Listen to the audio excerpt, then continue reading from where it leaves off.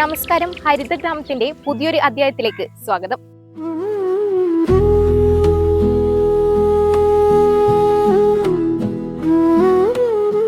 ഓണത്തെ വരവേൽക്കാനായി എങ്ങും ചെണ്ടുമല്ലിപ്പാടങ്ങൾ പൂത്തു നിൽക്കുകയാണ്. ചെണ്ടുമല്ലി പൂക്കളുടെ കൃഷിവിശേഷങ്ങളിലേക്ക്.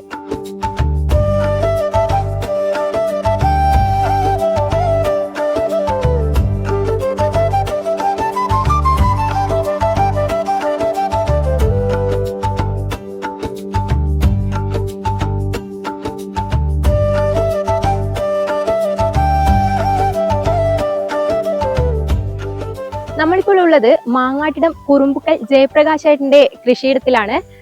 ചേട്ടാ, എത്ര സ്ഥലത്താണ് കൃഷി ചെയ്യുന്നത്? നമ്മളിപ്പോൾ ഇതിൻ്റെ അത്യാവശ്യം ഒരു 1000-ഓളം തൈകളാണ് വെച്ചിട്ടുള്ളത്. പിന്നെ അതെന്ന് പറഞ്ഞാൽ പകുതി മഞ്ഞയും പകുതി ഓറഞ്ചും. അപ്പോൾ അതിൻ്റെ അകത്തുള്ള പ്രശ്നം എന്ന് വെച്ചാൽ നമുക്ക് പിന്നെ കുറേ ചെടി ഇപ്പം മഴയോടനുബന്ധിച്ചിട്ട് ഇപ്പോൾ ഈ ഒരു മാസത്തെ മഴ അതിനോടനുബന്ധിച്ചിട്ട് കുറേ ചെടി പോയിപ്പോ കഴിച്ചിട്ടുള്ളത്. കഴിച്ച് ബാക്കിയുള്ള ചെടികളാണ് ഇപ്പോൾ ഇവിടെ പൂട്ടുകൊണ്ടിരിക്കുന്നത്. അപ്പോൾ ഇതിന് മുന്നേ തന്നെ അത് ചായ വരേണ്ടതായിരുന്നു. എന്നുവെച്ചാൽ ഈ ഒരു മാസത്തെ മഴ കർക്കിടക മാസം തുടങ്ങിയതിന് ശേഷമുള്ള തുടർച്ചയായ മഴ കൊണ്ടാണ് ഇത് പിന്നെയും അതിന് മുന്നേ തന്നെ ഒരു മാസം മുന്നേ തന്നെ ഇത് മുട്ട് വന്നിന്. അപ്പോൾ ആ കണക്കിനാണെങ്കിൽ ഇപ്പോൾ തേച്ചും കംപ്ലീറ്റ് പൂവായി മാറട്ടത്. അപ്പോൾ ഇതിൻ്റെ നിന്ന് കുറേ കൂടി പൂ നമുക്ക് കിട്ടിയാണ്. ഈ പ്രശ്നം ഇതേപോലെ കുറേ ഈ മഴയോട് അനുഭവിച്ചിട്ടാണ് കംപ്ലീറ്റ് കുറേ ചീഞ്ഞ് പോയിട്ടുള്ളത്. അപ്പോൾ ഇനിയുള്ള കാലാവസ്ഥ ലെവലാണെങ്കിൽ പെട്ടെന്ന് തന്നെ പൂവായി മാറുമെന്ന് വിചാരിക്കുന്നത്. കുറേയെല്ലാം നമുക്ക് ഓണത്തിനാകുമ്പോഴത്തേക്ക് കുറച്ച് പറിച്ചെടുക്കാൻ കഴിയും. ചിക്കലിൽ നമുക്ക് എല്ലാം കൊണ്ടും അനുകൂലമായ ഒരു കാലാവസ്ഥയാണ് ആ ഫസ്റ്റ് തന്നെ. അപ്പോൾ ആ തുടക്കത്തിൽ തന്നെ നമുക്ക് നല്ല കാലാവസ്ഥ ആയതുകൊണ്ട് ചെടി അതിൻ്റെ നല്ല കരുത്തോടുകൂടി വരികയും അതിനോടനുസരിച്ച് പൂടാനും തുടങ്ങി. അപ്പോൾ അതിൻ്റെ ലാസ്റ്റ് ഘട്ടത്തിലേക്ക് നമ്മൾ ഈ മഴ വന്നുകൊണ്ടുള്ള പ്രശ്നമാണ് പറ്റിയത്. എന്നുവെച്ചാൽ ഒന്ന് ഈ മഴ പെയ്തിട്ട് ഇതിൻ്റെ പൂവിൻ്റെ മേലെ പൂവിൻ്റെ ഉള്ളിൽ വെള്ളം കെട്ടിയേക്കും. അപ്പോൾ ഇത് നമ്മൾ സാധാരണ നാടൻ മല്ലി അല്ലാതെ ഹൈബ്രിഡ് മല്ലി ആയതുകൊണ്ട് ഇതിൻ്റെ തണ്ട് കുറച്ചും കൂടി മേലോട്ടും കൂടി ചാടി വരുന്നതായതുകൊണ്ട് ഈ കനം വരുമ്പോൾ ഈ സാധനം ഒടിഞ്ഞു പോകും. ഒടിഞ്ഞ് പിന്നത്തെ വെയിലോട് കൂടി വെള്ളം കെട്ടി വന്നിട്ട് ഇതപ്പോൾ കെട്ടുപോകുന്നൊരു ഇതാണ്ട് ചീഞ്ഞു പോകുന്നൊരു സംഭവം. അപ്പോൾ അത് ഈ കാലാവസ്ഥ മാറിക്കിട്ടിയിട്ടുണ്ടെങ്കിൽ മാത്രമേ അതിൽ നിന്ന് നമുക്ക് പ്രതിവിധി കിട്ടൂ.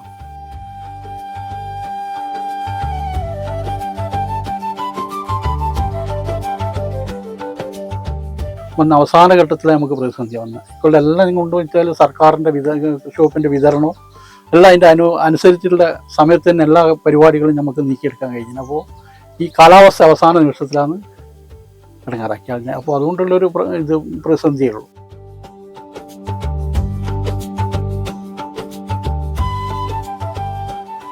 എവിടുന്നാണ് ഈ തൈകളൊക്കെ എത്തിക്കുന്നത്? തൈകൾ നമ്മൾ കൂത്തുപറമ്പ് ബ്ലോക്ക് തല ഹൈടെക് നഴ്സറി എന്ന് പറഞ്ഞിട്ട് നമ്മളെ തന്നെ പ്രവർത്തിക്കുന്ന ഒരു നഴ്സറി ഉണ്ട്. നമ്മൾ പഞ്ചായത്തിൻ്റെ ബ്ലോക്കിൻ്റെ അടുത്ത് പിന്നെ പച്ചക്കറി ആവശ്യമായ കൃഷിവകുപ്പിന് ആവശ്യമായ തൈകൾ ഉൽപ്പാദിപ്പിച്ചിട്ട് കൃഷിവകുപ്പിൻ്റെ കീഴിൽ തന്നെ വിതരണം ചെയ്യുന്ന കൂത്തുപറമ്പ് അസിസ്റ്റന്റ് ഡയറക്ടറുകളിലാണ് അതിൻ്റെ പ്രവർത്തനം നടന്നുകൊണ്ടിരിക്കുന്നത്. അപ്പോൾ അവർ പിന്നെ ഗൈഡ് കാര്യമെല്ലാം വെച്ച് അസിസ്റ്റന്റ് ഡയറക്ടറുകളിൽ നമ്മൾ കൃഷി ഓഫീസറും കൃഷിഭവനുമാണ് അതിൻ്റെ മൊത്തം കാര്യങ്ങൾ നിയന്ത്രിച്ചിട്ട് കൊണ്ടുവരുന്നത്.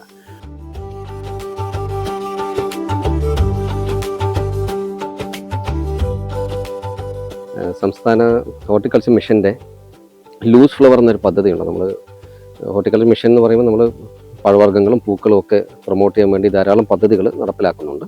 അതിൽ കണ്ണൂർ ജില്ലയിലെ കൃഷി വകുപ്പിൻ്റെ ഹോർട്ടിക്കൾച്ചറിൻ്റെ ഡെപ്യൂട്ടി ഡയറക്ടറാണ്. അപ്പം ഇവിടെ കഴിഞ്ഞ 4 വർഷത്തോളമായിട്ട് നമ്മുടെ പ്രിയങ്കരനായ ജയേട്ടൻ മാങ്ങാട്ടിടത്തെ നഴ്സറിയുമൊക്കെ ഉള്ള കർഷകനാണ്. അദ്ദേഹം പൂക്കളുടെ തൈകളും കാര്യങ്ങളൊക്കെ ഉൽപ്പാദിപ്പിക്കാറുണ്ട്. കൂടാതെ ഏകദേശം 1 ഏക്കറോളം സ്ഥലത്ത് പൂക്കൃഷി ചെയ്യുന്നുണ്ട്. അപ്പോൾ ഓണവുമായി ബന്ധപ്പെട്ടും പിന്നീട് വരുന്ന നവമിക്കും ഒക്കെ പുള്ളി നല്ല രീതിയിൽ അത് വിപണനം ചെയ്യുന്നുണ്ട്. ഇപ്പോൾ സംസ്ഥാന ഹോർട്ടിക്കൾച്ചർ മിഷൻ്റെ ലൂസ് ഫ്ലവർ എന്ന് പറയുന്നൊരു പദ്ധതിയിൽ നമ്മളൊരു ഹെക്ടറിന് 20,000 രൂപ വരെ ആനുകൂല്യം കൊടുത്തുകൊണ്ട് ചെയ്യുന്ന ഒരു തോട്ടമാണ് നമ്മളിന്ന് വന്നിട്ടുള്ളത്. അപ്പം പൂക്കൾ വിരിഞ്ഞ് തുടങ്ങുന്നേ ഉള്ളൂ. ഈ വർഷം കുറച്ച് മഴയൊക്കെ വന്നതിനെ കുറച്ച് പ്രതികൂലമായി ബാധിച്ചിട്ടുണ്ടെങ്കിലും മോശമല്ലാത്ത രീതിയിലുള്ള വളവുണ്ട്. അപ്പം കഴിഞ്ഞ ഒരു 4 വർഷമായിട്ട് അദ്ദേഹം ചെയ്തു വരുന്നു. ജില്ലയിലെ പല ഭാഗങ്ങളിലായിട്ട് ഈ പദ്ധതികൾ ആനുകൂല്യം പറ്റിക്കൊണ്ട് ഒത്തിരി കർഷകർ ഇപ്പം പൂക്കൃഷിയിലേക്ക് വരുന്നുണ്ട്. അപ്പം കൃഷിയിടത്തിൽ നിന്നും ഒരു അധിക വരുമാനം, പച്ചക്കറിയൊക്കെ ചെയ്യുന്ന സ്ഥലത്ത് നിന്നും ഓണത്തിനൊരു അധിക വരുമാനമായിക്കൊണ്ട് നല്ലൊരു മുന്നേറ്റമാണ് പൂക്കൃഷിയിലൂടെ നമുക്ക് സാധ്യമായിട്ടുള്ളത്.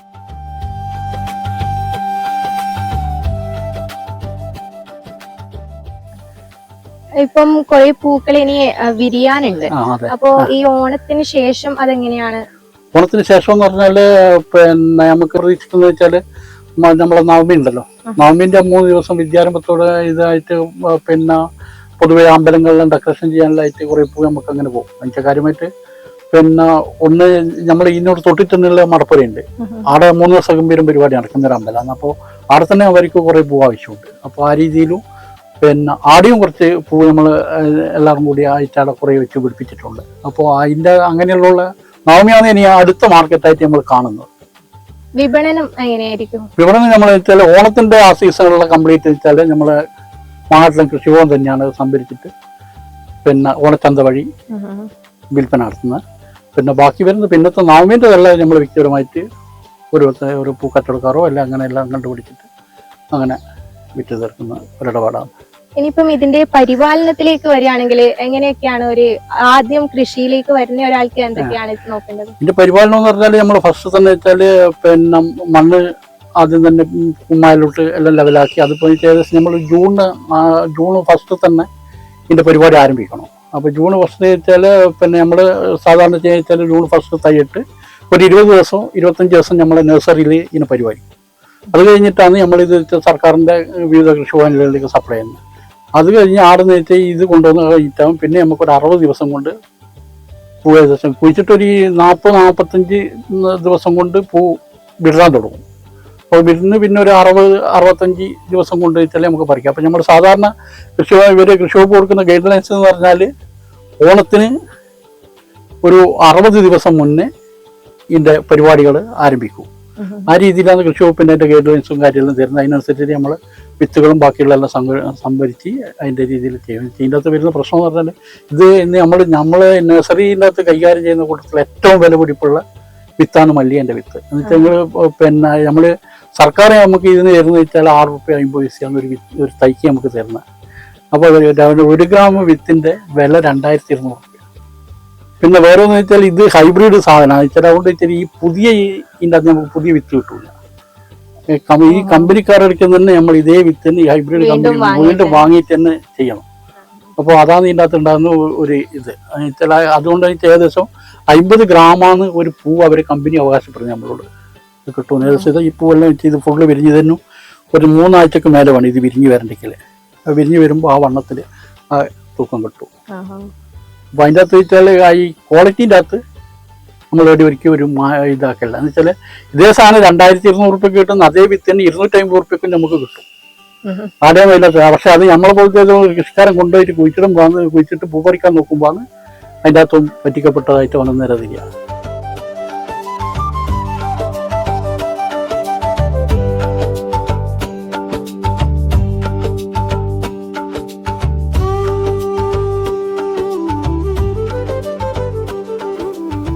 എത്ര വർഷമായി ഈ ഒരു ചെണ്ടുമല്ലി കൃഷിയിലേക്ക്? ചെണ്ടുമല്ലി കൃഷിൻ്റെ അകത്ത് ശ്രമിച്ചാൽ നമ്മളെ ഒരു 4 വർഷത്തിന് മേലെയായി ഏകദേശം. ചിലന്ന് വെച്ചാൽ ഒന്ന് നമ്മളവർക്ക് തന്നെ തൈ എപ്പോൾ ഉണ്ടാവും ഈ സീസണിൽ.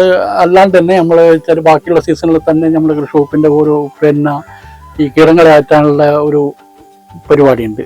അപ്പോൾ അതിൻ്റെ ഭാഗമായിട്ട് വെച്ചാൽ ഈ വിവിധ കളറുകളിലുള്ള മല്ലിക തൈകൾ നമ്മൾ പച്ചക്കറി തോട്ടത്തിൽ വെച്ച് പിടിപ്പിച്ചാൽ ഒരു കുറേ കീടങ്ങളൊക്കെ ഇതിനെ ആകർഷിച്ച് ഇതിനകത്ത് വരും എന്നുള്ളൊരു കാഴ്ചപ്പാടിൻ്റെ ഭാഗമായിട്ട് അങ്ങനെയുള്ള നമ്മൾ തൈ ഉണ്ടാക്കുന്നുണ്ട്. എല്ലാ സീസണിലും ഈ സാധനം ഉണ്ടാക്കിയെടുക്കാൻ കഴിയും. പക്ഷെ നമ്മൾ ഏറ്റവും പേഴ്സൺ പറഞ്ഞ ഘട്ടത്തിലാണ് ഈ സീസൺ. ഈ സീസൺ എന്ന് വെച്ചാൽ നമ്മൾ മല്ലി ഏത് കാലത്തായാലും ഈ മഴ കഴിഞ്ഞ് നമ്മൾ വേനൽക്കാലാകുമ്പോൾ നമുക്ക് ഈ 60 ദിവസം പീരീഡ് വേണ്ട. നമ്മൾ കഴിഞ്ഞ പ്രാവശ്യം അമ്പലത്തിൽ നമ്മൾ ഉത്സവത്തിൻ്റെ ഭാഗമായിട്ട് 1 മാസം മുന്നേ വെച്ചിട്ട് ഉത്സവത്തിനൊക്കെ നമുക്ക് 1 മാസം കൊണ്ട് നമുക്ക് പൂ വിരിഞ്ഞ് കിട്ടി. അപ്പോൾ അതേപോലെ വെച്ചാൽ ആ സമയത്ത് നമ്മൾ വെള്ളം കോരി കൊടുക്കണമെന്നുള്ളൊരു പ്രശ്നം അല്ലാണ്ട് മറ്റും വലിയ ബാക്കിയുള്ള പ്രശ്നം കണ്ട. ഇപ്പം ഈ മഴേൻ്റെ പ്രശ്നവും വെള്ളം ചെടീൻ്റെ അകത്ത് വീണിട്ട് പിന്നെ പൂ കെട്ടുപോകുന്ന പ്രശ്നവും ഏറ്റവും പ്രതിസന്ധിയുള്ള ഘട്ടമാണ് ഈ ഓണക്കാലം ഈ സമയം. ഇത് കൂടാണ്ട് മറ്റെന്തെങ്കിലും കൃഷി ചെയ്യുന്നുണ്ടോ? ഒരുപാട് കൃഷിയുണ്ട്. ചില നമ്മൾ ചിലപ്പം കുമ്പളം ചെയ്യുന്നുണ്ട്. ഇതിൻ്റെ അകത്ത് ഇതിൻ്റെ മേലെ വെള്ളരിയുണ്ട്, സൈഡ് കുമ്പളേനു. അപ്പോൾ കുമ്പളം വെച്ചാൽ നമ്മളൊരു പരീക്ഷണം ഈ സീസൺ ഈ മഴക്കാല സീസണിൽ നടക്കുമെന്നുള്ള രീതിയിൽ അങ്ങനെ നോക്കിയതാണ്. പിന്നെ വെച്ചാൽ നവംബർ നമ്മൾ മെയിൻ കൃഷി നമ്മൾ തുടങ്ങുന്നത് വെച്ചാൽ പിന്നെ ഒക്ടോബർ മുതലാണ് നമ്മൾ വിത്തിടൽ. ചീരകൃഷിൻ്റെ നമുക്ക് വലിയ രാമയ്യത്തിൻ്റെ ഒരുപാട് പ്രാവശ്യങ്ങൾ നിങ്ങൾ ഇവർ തന്നെ വന്ന് റിപ്പോർട്ട് ചെയ്തു നോക്കി. പിന്നെ സൂര്യ അങ്ങനത്തെ എല്ലാം വന്നിട്ട് റിപ്പോർട്ട് ചെയ്യുന്നത്. അപ്പോൾ ചീരകൃഷിയും കുമ്പളമാണ് നമ്മൾ ആ സീസണിൽ ഏറ്റവും കൂടുതൽ ഇത് കൊടുക്കുന്നത്. അത് വെച്ചാൽ പിന്നെ നവംബർ വെച്ചാൽ നമ്മൾ പിന്നെ ശബരിമല സീസൺ തുടങ്ങി നമ്മളെ ഈ ഉത്സവം ജനുവരി കഴിഞ്ഞിട്ട് ചീര തുടങ്ങിയാൽ വെച്ചാൽ നവംബറിൽ തുടങ്ങിയാൽ നമ്മളത് പിന്നെ ജൂൺ വരെ കണ്ടിന്യൂസ് ആയിട്ട് അങ്ങനെ പോകുന്നുണ്ടാവും. ഇതും ഇതിന്റെ മേലെ ഇതിന്റെ ഇരട്ടിയിൽ വേറൊരു സ്ഥലമുണ്ട്, അവിടെ പിന്നെയാണ് ചെയ്യുന്നത്. അതിൻ്റെ അകത്ത് തന്നെ ഇപ്രാവശ്യം കുറച്ചും കൂടി പകുതി ഭാഗം അതിൻ്റെ അകത്തൊരു 75% ചീരകൃഷിയും ബാക്കി കുമ്പളത്തിലേക്ക് ഇപ്രാവശ്യം മാറാൻ തീരുമാനിച്ചിട്ടുണ്ട്. എന്ന് വെച്ചാൽ കഴിഞ്ഞ പ്രാവശ്യം നമുക്ക് കുറേ സാധനങ്ങൾ വിറ്റ് തീർക്കാൻ കഴിഞ്ഞില്ല, ഓർഡർ പറഞ്ഞ്. ആ രീതിയിൽ ഉള്ള മാറ്റാണ് ഇപ്രാവശ്യം ഞാൻ ഉദ്ദേശിക്കുന്നത്. ഈ കൃഷിയിൽ ആരെങ്കിലും സഹായത്തിനായിട്ട് നമ്മളെ കൂടി ഇത് മൊത്തം നിർത്തി നഴ്സറി ആയാലും പച്ചക്കറികളായാലും ഇപ്പൊ വാഴകൃഷി ആയാലും പിന്നെ എല്ലാ കൃഷിയും നമ്മുടെ കുടുംബത്തിന്റെ പൂർണ്ണ പിന്തുണയിലും കുടുംബത്തിന്റെ എല്ലാവരും ഇടപെടലും മക്കളും ഞാനും ഭാര്യയാണ് കാര്യമായിട്ട് ഇല്ലാത്തതുള്ള. പിന്നെ ചില നല്ല ഞാൻ പറഞ്ഞു നവംബർ ഡിസംബറിലാകുമ്പോൾ ആ സമയത്ത് നമ്മളെ ഹിന്ദിക്കാരുണ്ട് സ്ഥിരമായിട്ട് വരുന്ന അവര്, ആ സമയത്ത് അവരും ഉണ്ടാവും. ഏത് സമയത്ത് ഈ പരിപാലനത്തിനായിട്ട് നോക്കുന്നത്? വൈകുന്നേരങ്ങളിലാണോ അല്ലെങ്കിൽ നമ്മള് പിന്നെ ഇപ്പൊ ഞാനിപ്പോ ഇതിന്റെ പരിപാലനം രാവിലെയും വൈകുന്നേരമായിട്ടാണ് നടക്കുന്നത്. മറ്റേതെന്ന് പറഞ്ഞാൽ സീസൺ തുടങ്ങിയാൽ പിന്നെ അതിൻ്റെ അകത്ത് പിന്നെ സമയമില്ല, രാവിലെ തുടങ്ങിയാൽ രാത്രി വരെ എന്ന് പറഞ്ഞ പോലെ അത് രണ്ട് ഡേഡി ആയാലും അപ്പുറം ഇപ്പുറമെല്ലാമായിട്ട് എന്നുവെച്ചാൽ ചില ഫുൾ ടൈം തിരക്കുള്ള ഒരു സമയമായിട്ട് വരും ആ നവംബർ മുതൽ അങ്ങോട്ട്.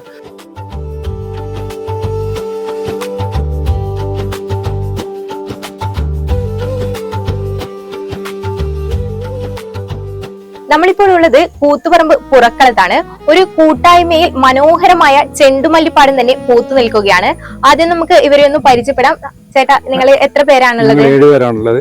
എൻ്റെ പേര് ശ്രീഹർഷൻ, ഇത് ഷാജീവൻ, അത് വിനോദ് കുമാർ, മറ്റേത് അനുരാജ്. പിന്നെ 2 പേരുണ്ട്. 2 പേര് ഇവിടെ സ്ഥലത്തില്ല. ഒരാള് ശങ്കരനാരായണൻ, അധ്യാപകനാണ്, റിട്ടയർഡ് അധ്യാപകൻ. മറ്റേയാള് ശശി, അദ്ദേഹം മിലിറ്ററിയിലാണ്. ഞങ്ങൾ 7 പേരാണുള്ളത്. പിന്നെ ഒരാൾ ഇവിടെ തന്നെ ഈ ലാൻഡിന്റെ ഓണർ തന്നെയാണ്, സോമൻ.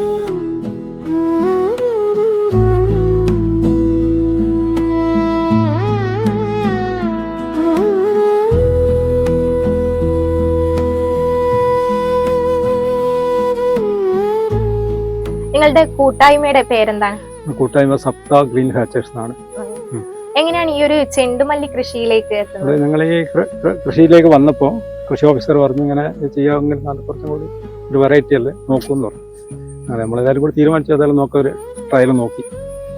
പക്ഷെ അത് വേണ്ട വിധം പോരായിരുന്നു. കഴിഞ്ഞ കാലാവസ്ഥ പ്രതികൂലമായിരുന്നു. കഴിഞ്ഞ വർഷം ആദ്യമായിട്ട് കഴിഞ്ഞ വർഷം പറഞ്ഞു. എങ്ങനെയുള്ള സ്ഥലത്തായിരുന്നു ആദ്യം? ഇത് തരിശുഭൂമി? ഇത് തരിശുഭൂമിയായിരുന്നു. അങ്ങനെ കാട് കെട്ടി കിടക്കുമായിരുന്നു. വിരൽക്ക് പുറത്താണ്, നാട്ടിലാരും ഇല്ല.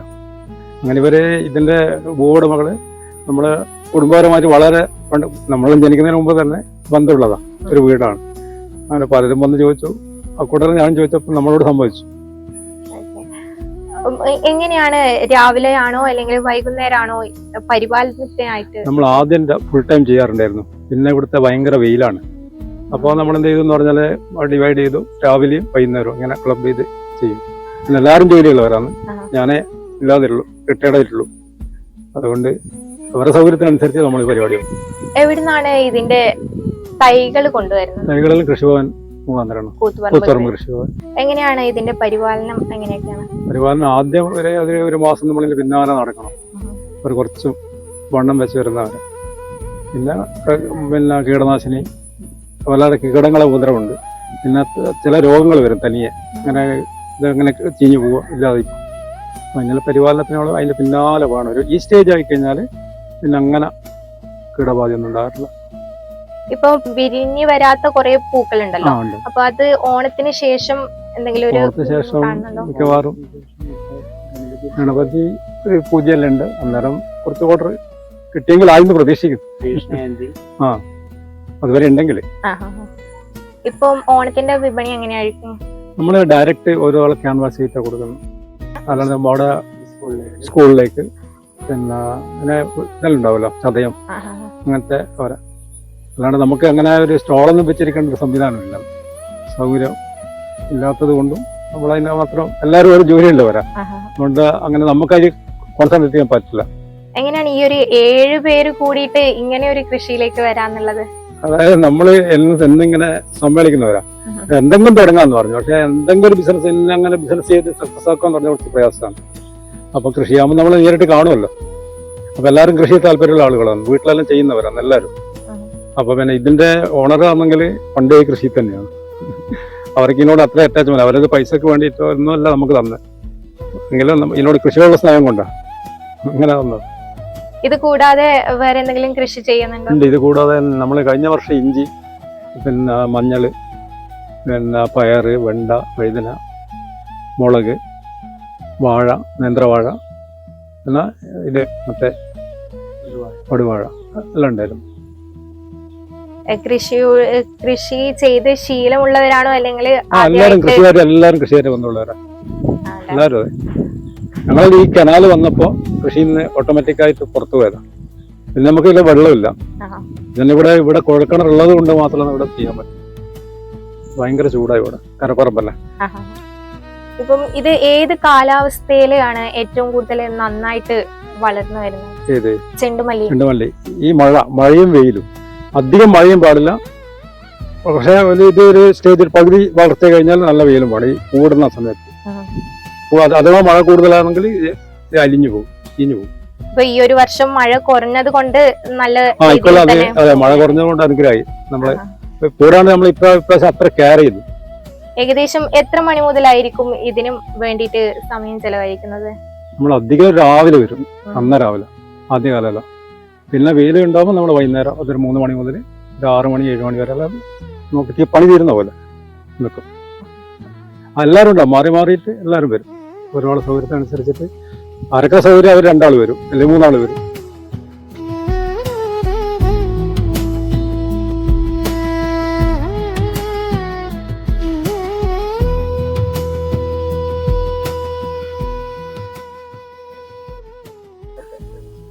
എങ്ങനെയാണ് ഈ ഒരു പേരിലേക്ക് എത്തുന്നത്?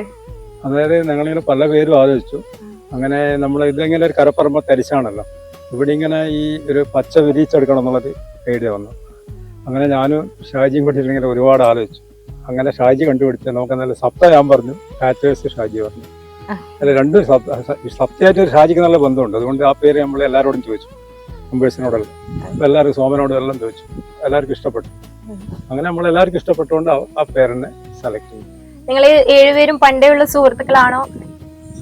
6 പേര് സുഹൃത്തുക്കളാണ്. പക്ഷെ സോമൻ എൻ്റെ സുഹൃത്തിനൊപ്പം നമ്മളൊരു കുടുംബ സുഹൃത്താണ്, എൻ്റെ പേഴ്സണലായിട്ട്. അപ്പോൾ സോമൻ മുഖാന്തരാണ്, സോമൻ്റെ ആണ് ഈ സ്ഥലം, ഇവരെ ഫാമിലി സെറ്റാണ്. കൂടാതെ നമ്മളൊരു മെമ്പറും കൂടിയാണ്, നമ്മളൊരു പാർട്ട്ണറും കൂടിയാണ് സോമൻ.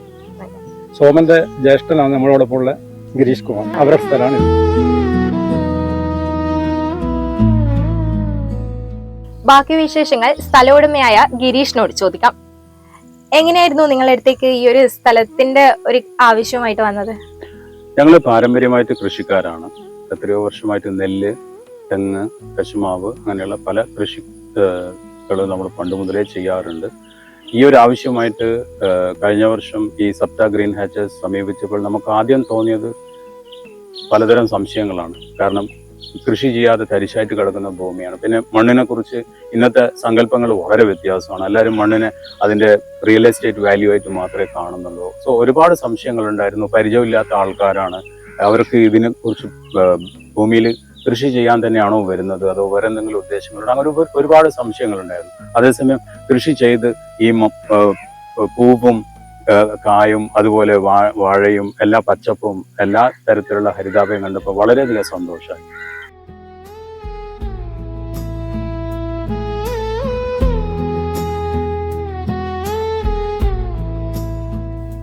ഇതിനു മുന്നേ ഈ ഒരു സ്ഥലത്ത് കൃഷി ചെയ്തിട്ടുണ്ടായിരുന്നു? ഒരുപാട് കാലമായിട്ട് നമ്മൾ പാരമ്പര്യമായിട്ട് കൃഷിക്കാരാണ്. 3 വിളയെടുക്കുന്ന നെല്ല് മുതൽ പിന്നെ കശുമാവ്, തെങ്ങ്, പ്ലാവ്, കഴുങ്ങ് അങ്ങനെ എല്ലാതരം കൃഷികളും നമുക്കുണ്ടായിരുന്നു.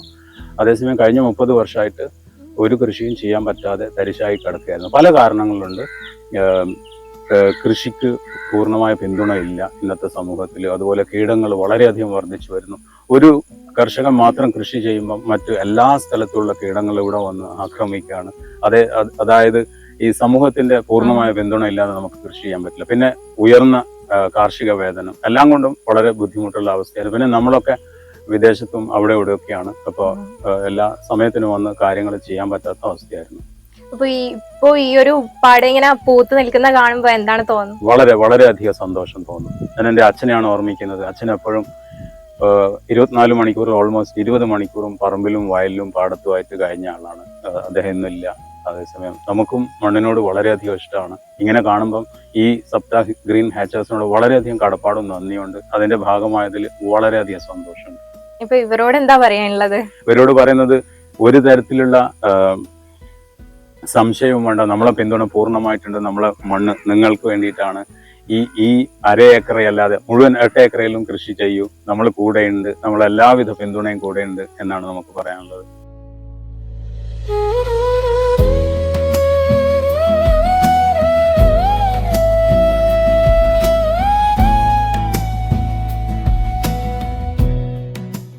കൃഷിഭവന്റെ വക നല്ല പിന്തുണയുണ്ടായിരുന്നു. പിന്നെ കഴിഞ്ഞ ആഴ്ച ഇവിടെ വെച്ചിട്ട് ഫാം സ്കൂളിൽ നിന്ന് വേണ്ടിയിട്ട് ക്ലാസ് നടത്തിയതിന് കൃഷിഭവന്റെ വക തന്നെ. പിന്നെ കൃഷി ഓഫീസർ വേണ്ട നിർദ്ദേശങ്ങളെല്ലാം അപ്പോൾ ചെയ്തു തരുന്നുണ്ട്. പിന്നെ പ്രധാന പ്രശ്നം എന്ന് വെച്ചാൽ പന്നി, കീടങ്ങൾ, അതാണ് പ്രശ്നങ്ങളായിട്ടുള്ളത്. പന്നിക്ക് വേണ്ടിയിട്ട് നമ്മൾ പച്ച നെറ്റ് കെട്ടിയിട്ടുണ്ട്. അപ്പൊ ഈ ഒരു തരിശുഭൂമിയിലേക്ക് അങ്ങനെ ഒരു ശല്യങ്ങൾ ഉണ്ടായിട്ടുണ്ടോ? ഉണ്ടായിട്ടുണ്ട്, ഇടയ്ക്ക് ഉണ്ടാകലുണ്ട്. പന്നി ശല്യങ്ങൾ ഉണ്ടാകലുണ്ട്.